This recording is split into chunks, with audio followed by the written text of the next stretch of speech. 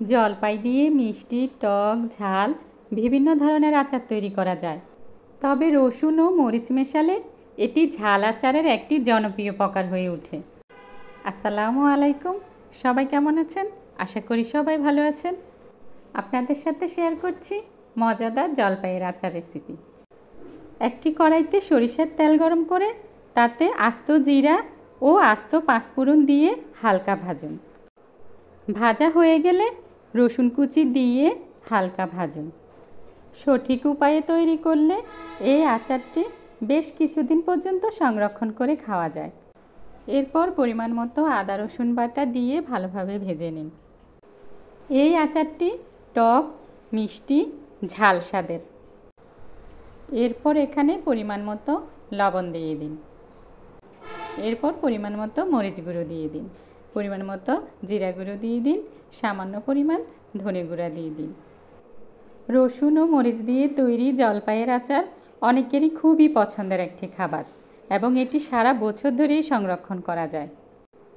জলপাই তার টক স্বাদের জন্য পরিচিত, যা আচারকে একটি বিশেষ আকর্ষণ দেয়।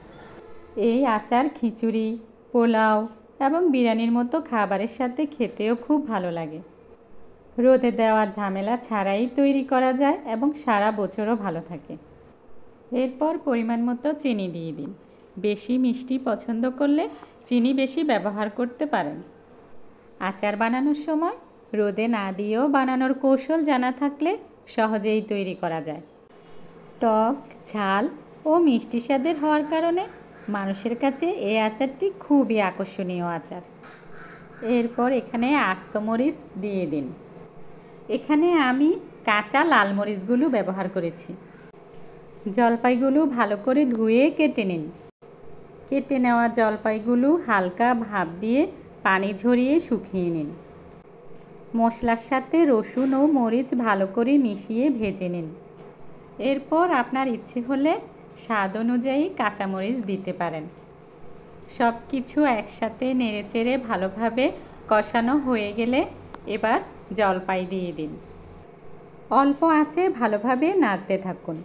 জলপাই থেকে পানি বের হবে, সেই পানি টেনে যাওয়া পর্যন্ত রান্না করতে হবে। পানি পুরোপুরি টেনে গেলে এবং আচার ভালোভাবে মিশে যাওয়া পর্যন্ত নাড়তে থাকুন। যদি ব্যবহার করতে চান তবে পরিমাণ মতো সিরকা যোগ করুন।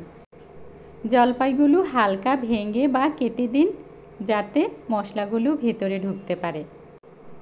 জলপাই নরম হয়ে আসলে এবং মশলা থেকে তেল ছেড়ে দিলে আচার তৈরি।